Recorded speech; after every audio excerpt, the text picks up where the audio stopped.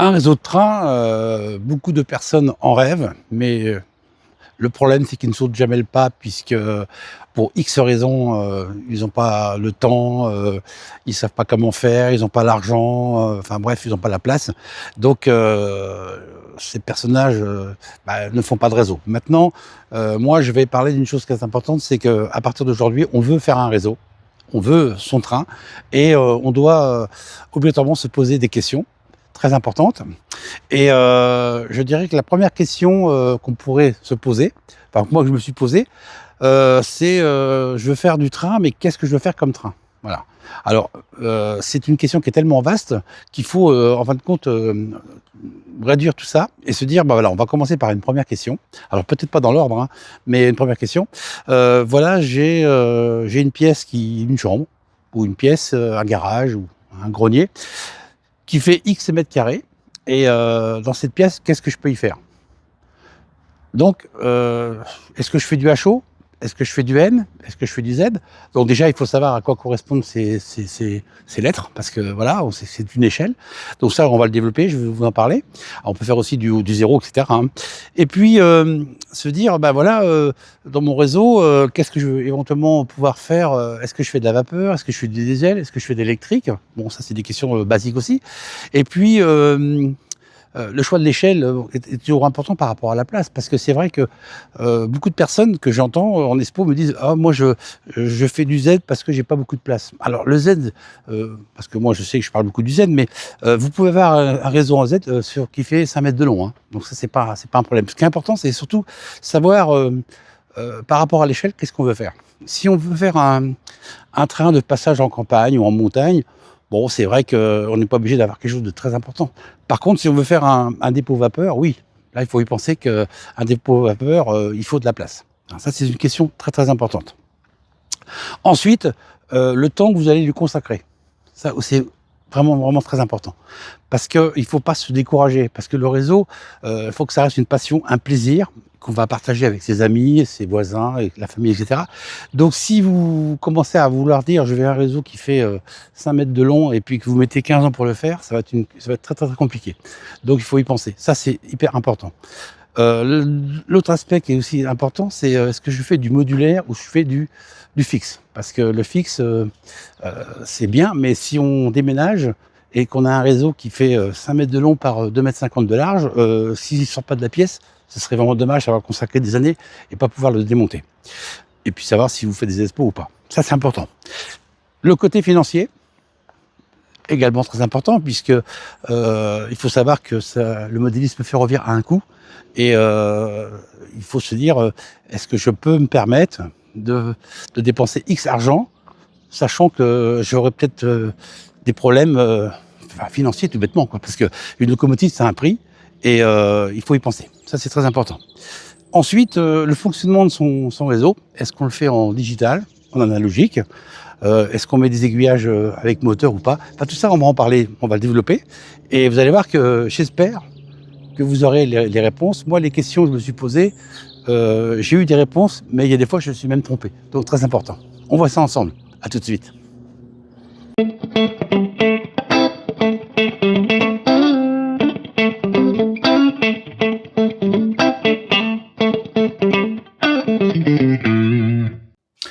Voilà donc de retour à la maison. Derrière, vous voyez le réseau en Z. Et donc, on va commencer par se poser la première question, hein, ce que je disais en préambule. Voilà, je veux faire du train. Qu'est-ce que je vais faire comme échelle? Ça, c'est la première question. Et donc, cette question va en appeler beaucoup, beaucoup, hein.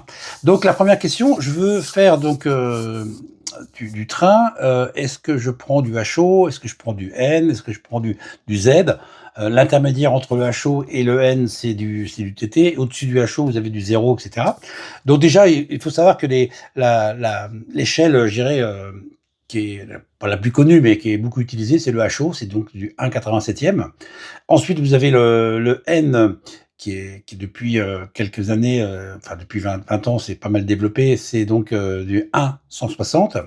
Et vous avez donc le Z, qui a été créé par Maclean en 72, qui est du 1/220e. Donc voilà. Alors le choix d'une échelle, c'est pas par rapport à ce que beaucoup de personnes pensent, La place, oui, la place est un fait, mais comme je disais tout à l'heure, dans mon petit chemin à côté de la maison, c'est que vous pouvez avoir, une pièce, qui fait 5 mètres de long et vous pouvez faire un réseau de 5 mètres en Z.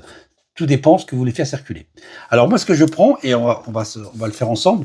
Moi, je prends un cahier et je prends un stylo et je note quelle échelle. Alors pour savoir la première réponse à cette, question, c'est, qu'est-ce que je veux faire rouler comme train? Ça, c'est très, très, très important. J'ai donc noté ma première question sur mon petit papier. Qu'est-ce que je vais faire rouler comme train? Alors les trains, il y en a, c'est assez différent, mais on va prendre quelques catégories. Vous avez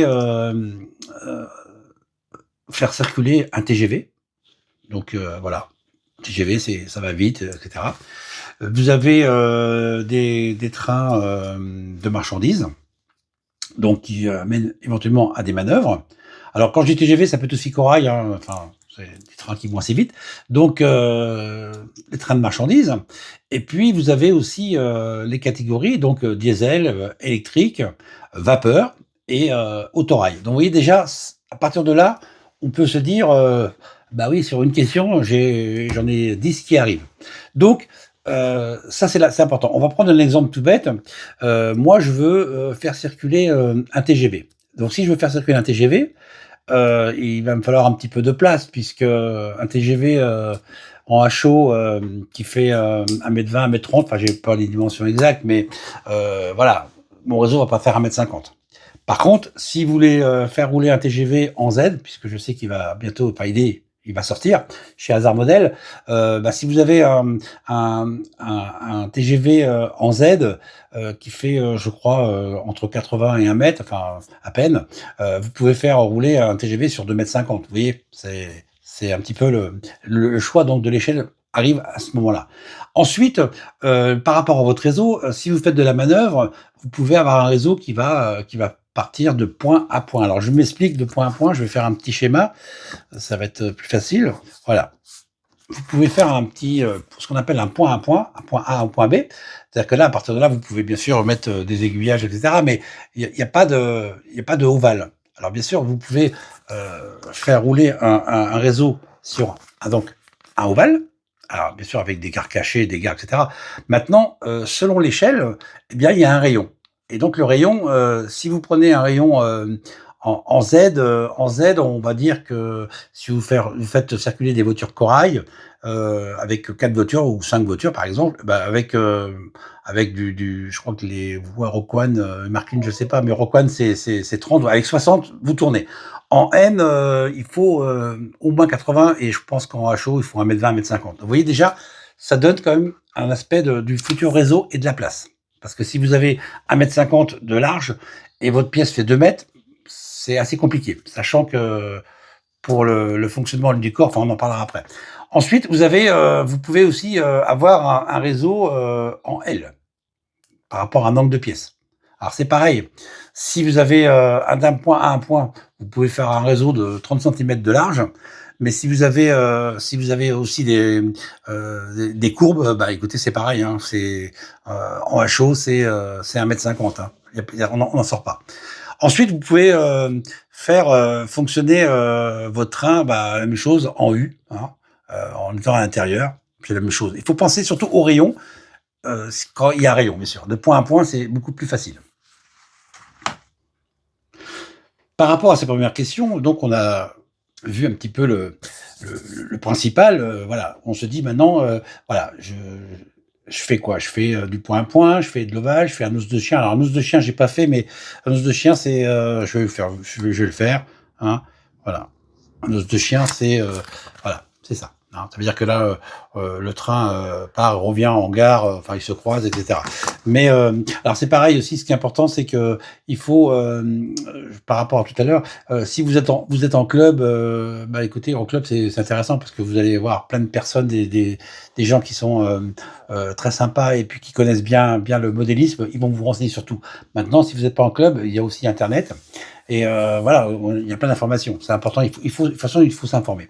Maintenant, vous avez donc choisi le mode de votre train. Alors, ce que je vais faire, c'est que Je vais vous montrer un exemple sur mon réseau, pourquoi j'ai choisi ça, et vous allez voir que ça permet de comprendre et d'aller plus loin.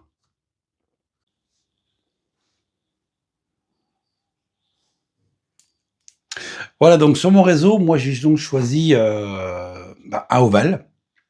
Parce que, justement, on revient à la place, j'avais la place, parce que bon, moi je fais du Z, hein, j'ai jamais fait de HO, j'ai fait du N avant, le 1 rés mes premiers réseaux étaient en N.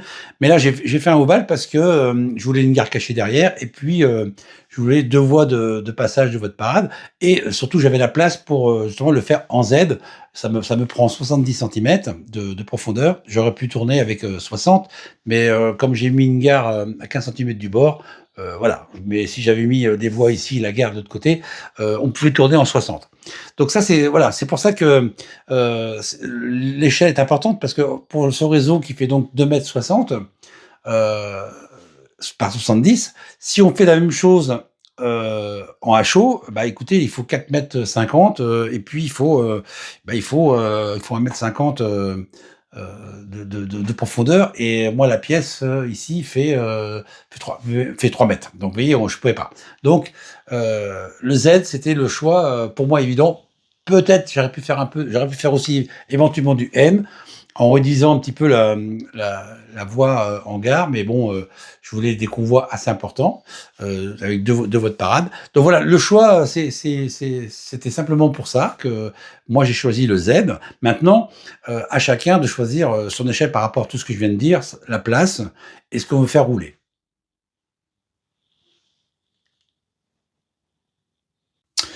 Donc maintenant, on a défini son emplacement, son échelle.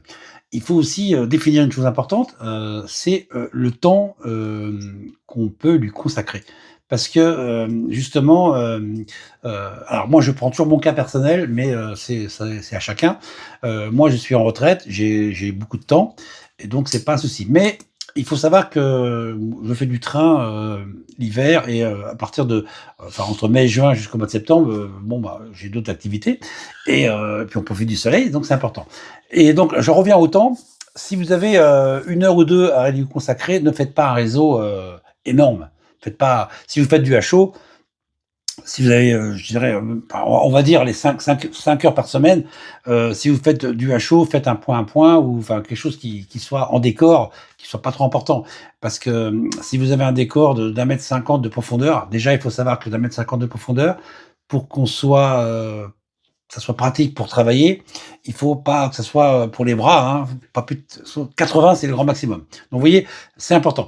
Et surtout, ce qui est très très important, c'est qu'au niveau du temps, si vous avez un réseau, parce que je sais qu'au début, moi j'ai failli faire la même erreur, c'est ah je vais faire ça, ça, ça, ça, et puis si vous mettez 15 ans pour arriver éventuellement au bout, parce qu'un réseau n'est jamais fini, mais enfin bon, pour avoir quelque chose qui soit sympa, qui fonctionne correctement, s'il faut 15 ans pour le faire, vous allez c'est sûr vous décourager et il va arriver dans les locaux, tout ça, ça va dans un placard et on arrête. Donc ça, c'est important. Pensez au temps. C'est super, super, super important.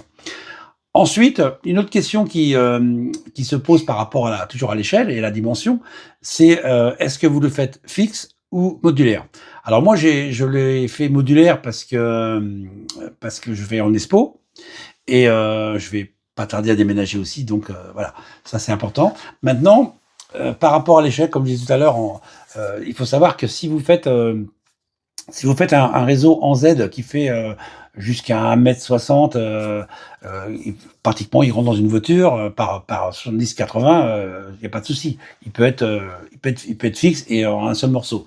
Maintenant, si vous faites la même chose après en N avec le même plan de voie, on va arriver à quelque chose de pratiquement de pas 3 mètres, mais 1,60 m, on va arriver à 2,20 m. Il faut pouvoir le transporter. Et après en HO, bah là en HO, en fixe, on peut pas le transporter. Mais par contre, quand vous arrivez en HO à des dimensions qui font 3 ou 4 mètres, voire 5 ou 6, hein, peu importe, moi je vous conseille de le faire en moduleur pour pouvoir le démonter et le transporter. C'est très très important. Je connais beaucoup de gens dans les clubs que j'ai fréquentés qui avaient fait du fixe Et au moment de déménager ou pour X raison de le démonter, c'est de la tristesse parce que, faut démonter, faut casser et tout le temps qui a été mis avec, beaucoup d'amour et de passion, se termine, avec un peu de casse, quoi. Donc c'est un peu dommage.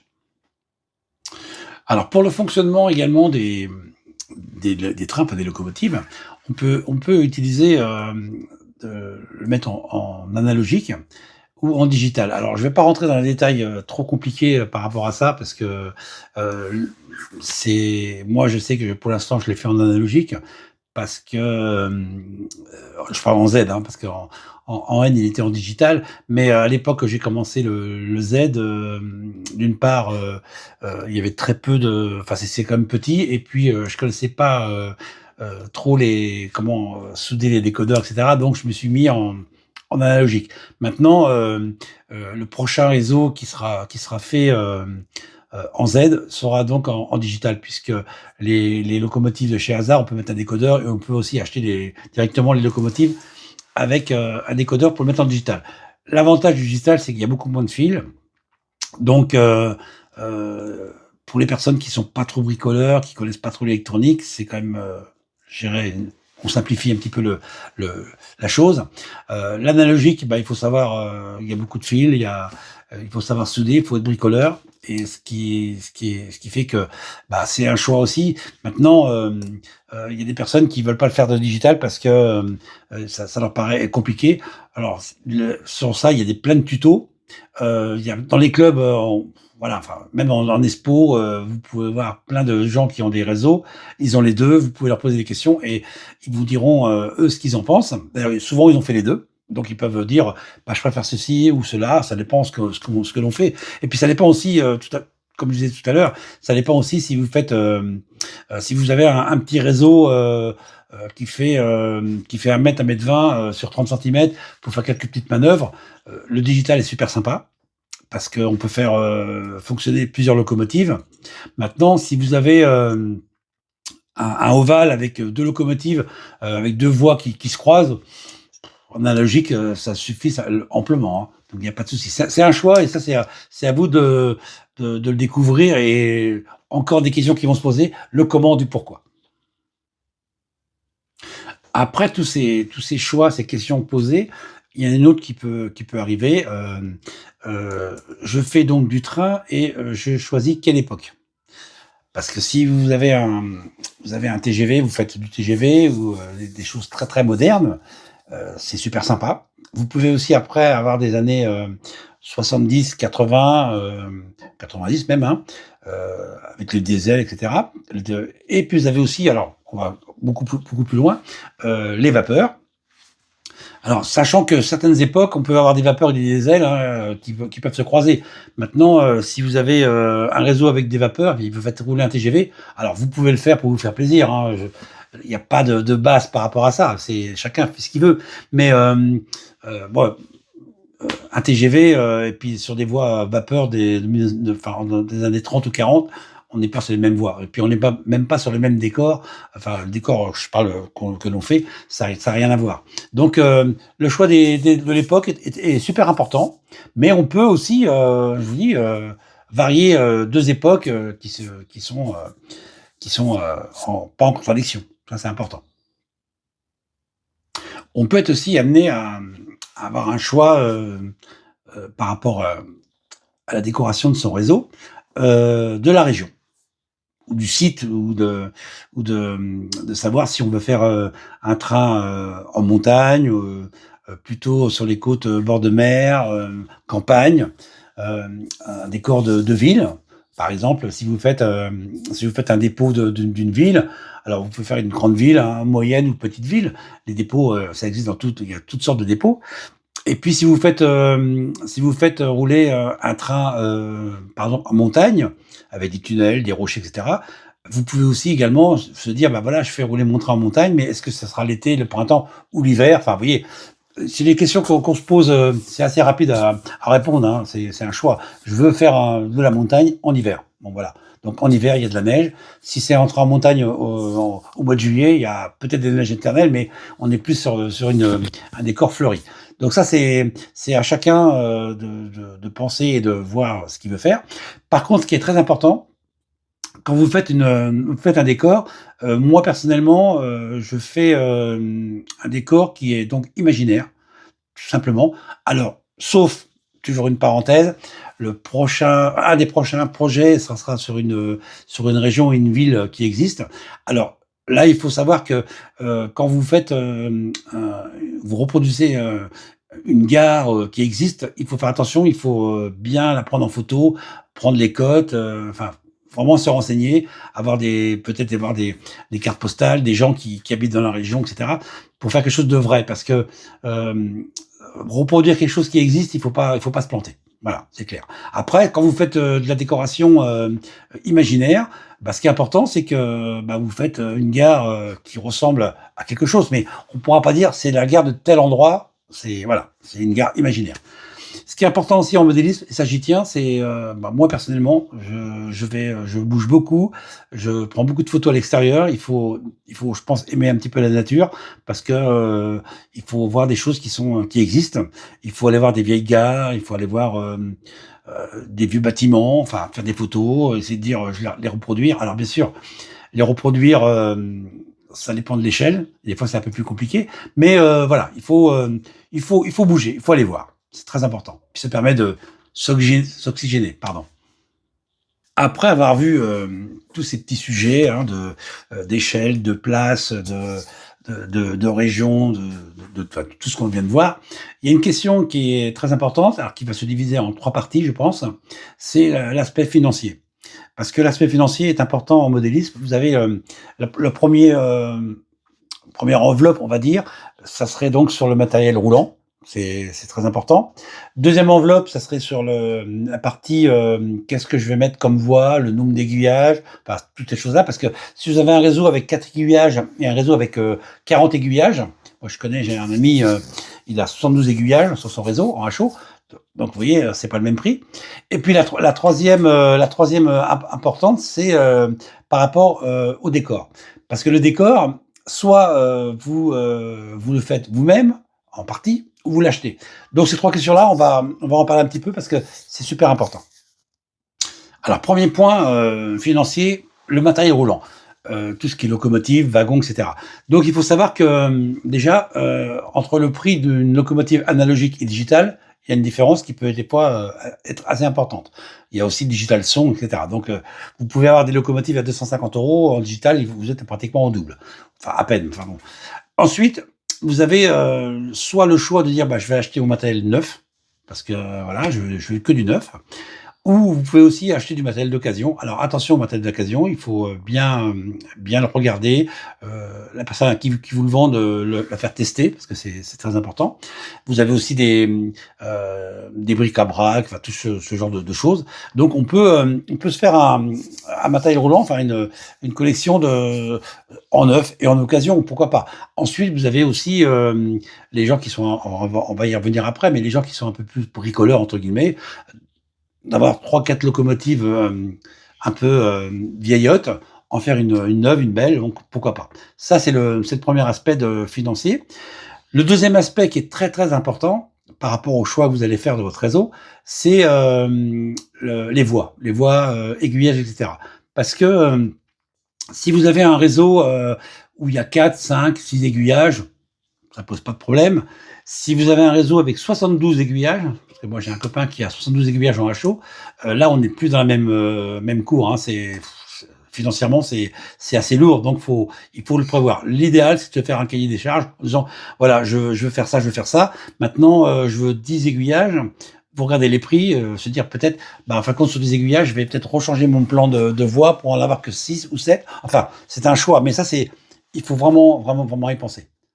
Et le troisième point alors moi, j'y fais très attention parce que je fais beaucoup de choses par moi-même, c'est au niveau du décor. Le décor, vous avez soit le décor que vous allez donc acheter tout prêt, il n'y a plus qu'à le monter, et vous avez le décor que vous allez faire vous-même par rapport à des plans ou l'envie de faire. Alors, bien sûr, l'échelle est importante parce que si vous avez, si vous faites du HO par exemple, vous allez trouver dans le commerce des choses super intéressantes, des belles maquettes, hein, de gares ou de bâtiments, de maisons, et cetera. Maintenant, quand vous choisissez le Z, alors ça se développe bien sûr, hein, mais je parle en l'aspect français. Bon, bah, beaucoup de maisons, il faut les faire soi-même. Donc si vous n'êtes pas bricoleur, attention, il faut y penser parce que si vous achetez toutes vos maisons, la gare, les bâtiments, et cetera, les voitures et tout, bon, les voitures encore, maintenant, avec le 3D, on peut avoir des choses très intéressantes, mais pensez vraiment à l'aspect financier parce que ça peut monter très vite et il faut vraiment se donner un budget. C'est le plaisir passe par là parce que ce qui est important, c'est que si vous avez prévu votre réseau, vous avez tout noté et puis vous en avez pour je sais pas 2500 € par exemple. Faites attention parce que de 2500 ça peut monter à 1000 € de plus, hein, ça peut aller très vite. Donc on fait attention à tout ça. Après, chacun fait ce qu'il veut. Et puis bien sûr, chacun ses moyens. J'avoue que. Mais pour les bricoleurs, c'est intéressant aussi d'acheter plein de petites choses. Alors le matériel, j'en parle rapidement, mais je ferai d'autres vidéos par rapport à ça. Il faut savoir que pour faire du modélisme de train, il ne suffit pas d'avoir un stylo et d'un cutter. Il y a plein de choses à avoir. Il faut de la peinture, il faut des pinceaux et tout. Donc ça, il faut le noter dans votre budget parce que bien sûr, c'est un achat qui va être pour certains matériels une fois, mais il faut y penser. Donc justement, dans vos 2500 €, eh bien, s'il vous faut un poste à souder, s'il vous faut un aérographe, etc., eh bien, on va arriver à 3500. Donc voilà. Alors j'espère avoir fait à peu près le tour de la question, hein, parce que j'ai fait cette vidéo justement parce qu'il y a beaucoup de personnes qui m'ont demandé. Je sais que sûrement il y aura plein de questions derrière. Je pourrais éventuellement répondre sans problème. J'ai peut-être oublié plein de choses, mais j'ai essayé de faire un condensé parce que je pense que pour créer un réseau, pour en parler, il faudrait plusieurs heures parce que c'est tellement énorme. Parce que je vous dis, d'une question, on arrive à 10 et des 10, enfin bon, c'est une pyramide, c'est énorme. Et même avec tout ça, on peut faire des erreurs. Mais d'ailleurs, les erreurs sont, quand c'est pas des trop grosses erreurs quand même, parce que on peut apprendre de ces erreurs, c'est très important. Donc voilà, ce qui est important de tout ça, c'est que j'espère que cette vidéo vous a plu, vous a éventuellement informé. Peut-être qu'elle vous a aussi permis de vous poser d'autres questions pour vos futurs réseaux, hein, ou même le réseau que vous êtes en train de faire. Et puis, bah, surtout n'hésitez pas à m'envoyer des questions ou des commentaires, quel que soit le commentaire d'ailleurs, c'est très, très, très enrichissant. Donc sur ce, je vous dis bonne fin de journée et puis salut, à la prochaine.